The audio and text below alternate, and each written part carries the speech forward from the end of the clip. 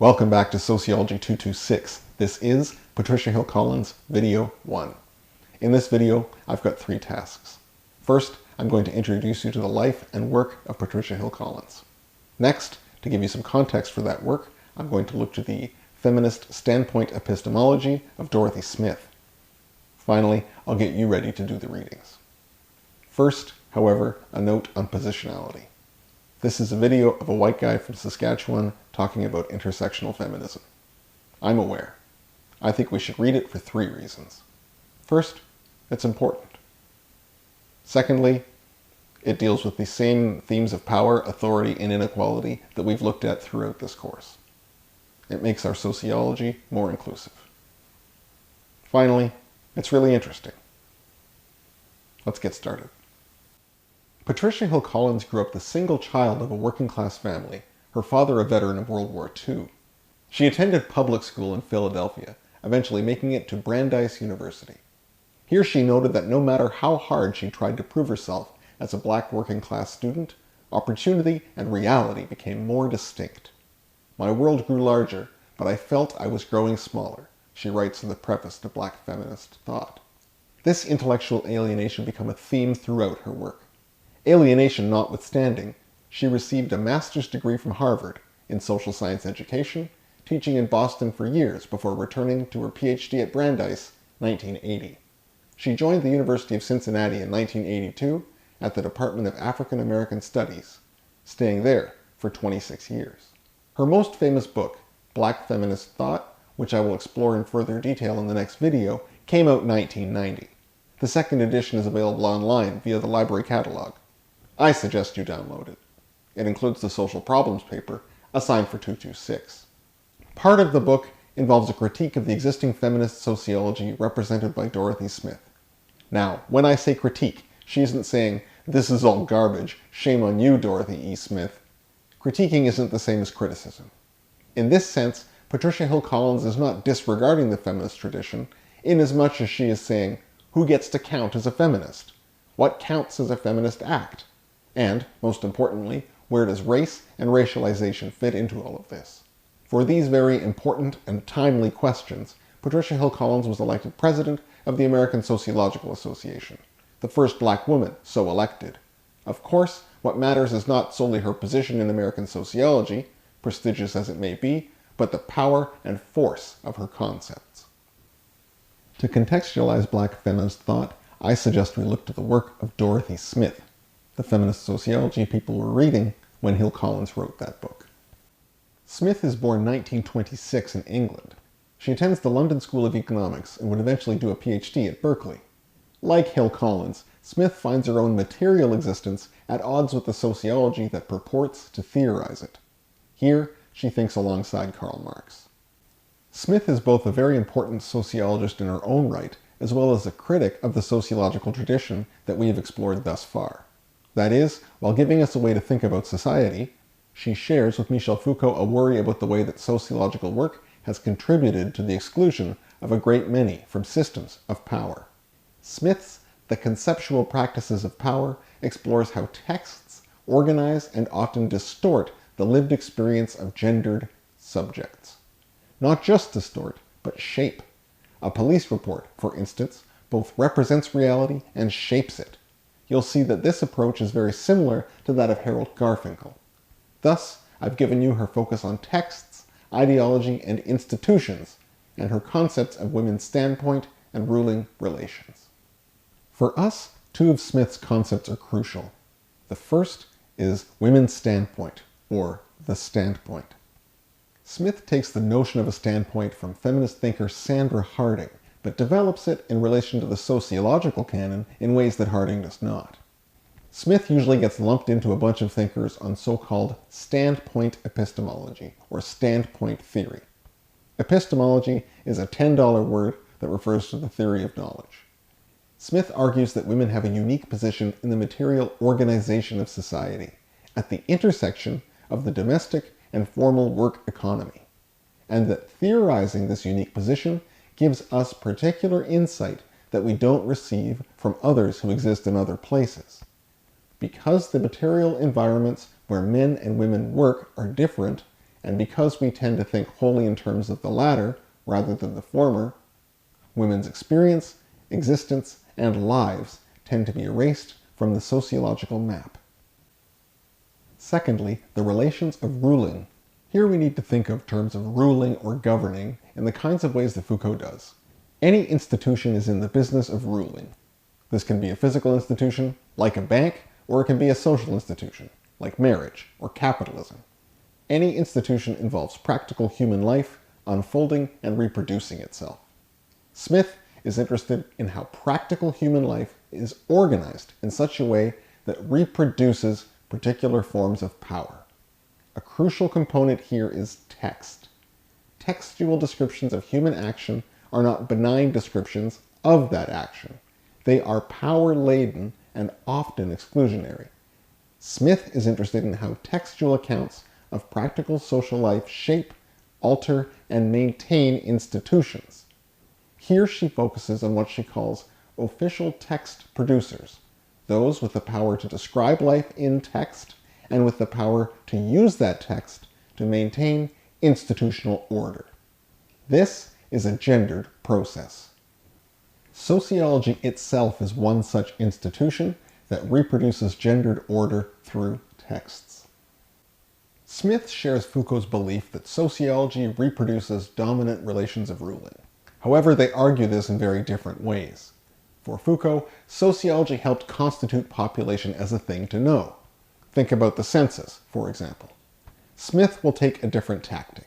She is going to argue that sociology is an example of an institutional space that organizes experience into categories, into subjective states and objective social relations, in ways that justifies the gendered world we live in. The first of these is the presumption of men as subjects in sociological discourse. When we read Goffman, when we read Durkheim and Weber, and certainly when we read Marx, we find the terms he, him, and man a lot. Smith will argue that the basic unit of analysis and sociological discourse is a man. But there's more to it than this. These gendered relations extend to causality. Smith is going to argue it isn't just nouns that we need to worry about, but also our explanations of action, cause and effect. So verbs, action.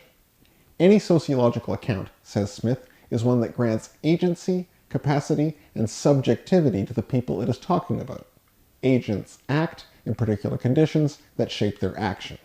This is the case for Marx, for Durkheim, for Weber, for Parsons, for... you get the point. Smith argues that sociological inquiry as an explanatory theory of human life takes abstract motivations for action, ones that annihilate the gendered way that we dwell in the world, and the bodies in which we dwell in the world. It is no small wonder why she couldn't find herself as a single mother in the sociology of public life, because public life and living in public is something that alienates lived experience in the home. Sociology reproduces the relations of ruling by selecting subjects, man, and objects, man's labor, and motivations for labor, gender-free, at the expense of women's lives, and of so many others. There is no sociological subject in everyday experience. Making up that kind of person means counting in particular bodies and counting others out. So rather than a universal science of action, Smith wants a sociology that unfolds from actual women's lives. This sets the stage for the critique by Patricia Hill Collins.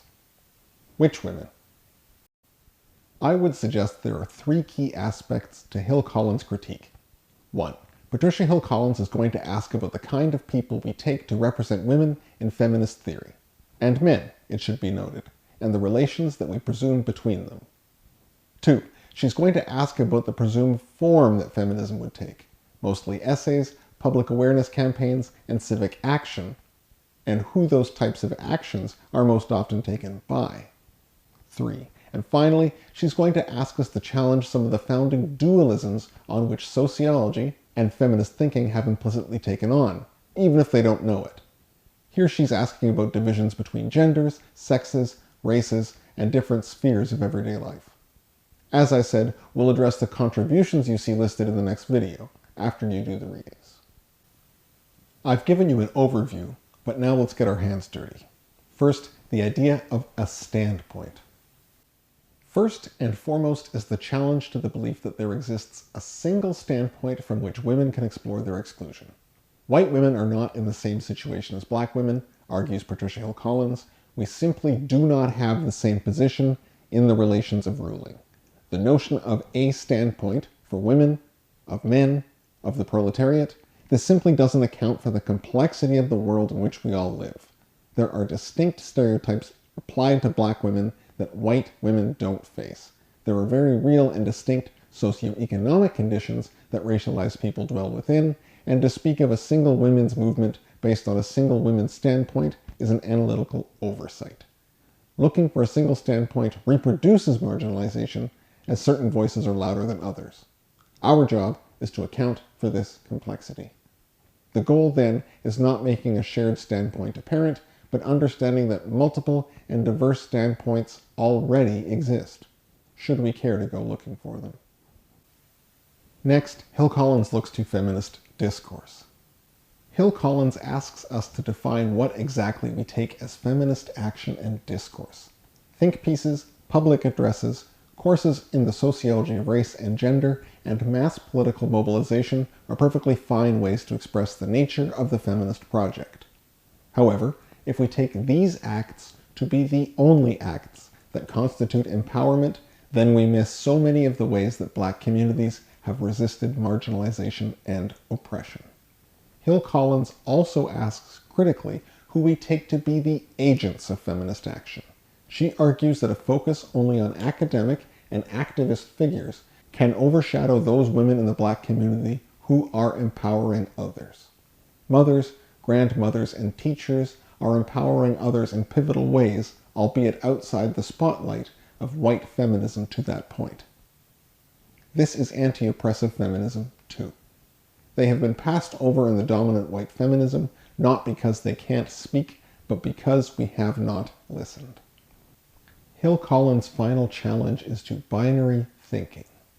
Patricia Hill Collins argues that Smith's feminist project is captive to the same theory of knowledge that has dominated all of the other sociologies that we have studied in this course. She argues that the kind of dualistic, oppositional thinking you see on this slide has failed to capture the cultural expressions whereby black women have acted in resistance to dominant forces of exclusion and, as Smith argues, contribute to those relations of ruling that have passed over black women as agents in social life. Simply stating the battle lines of feminism between men and women, for example, has caused us to pass over the knowledge and experience of black women and black men. These are ideal types, despite how much Smith will want to critique the sociological tradition, and their unquestioned use has caused this to be so. In binary thinking, we are forced to pick a side. We're going to see in the following video how Collins will take these oppositional, dualistic modes of thinking and combine them into a both-and framework to make sure that the sociology of race and gender and feminist theory doesn't pass over the lives of the women that we must consider if we are to be inclusive in our theorization of oppression and anti-oppressive practice. Let's summarize these three critiques, and I can end this video. We can see that Collins challenges Smith's feminism on 3 points. First, she asks how coherent a single standpoint is for expressing the situation of women.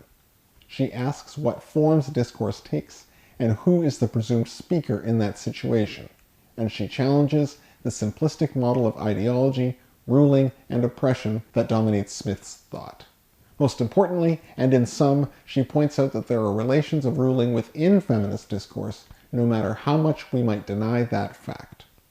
You can see her critique on the slide. We shouldn't ignore that there are very real continuities between these two forms of thought. Both of them share the same critique of the sociological canon. Both Smith and Hill Collins would emphasize this and agree that something has to be done. But the point made here is that Smith causes problems with her solutions, something that black feminist thought aims to address. Okay, now it's your turn to do the readings.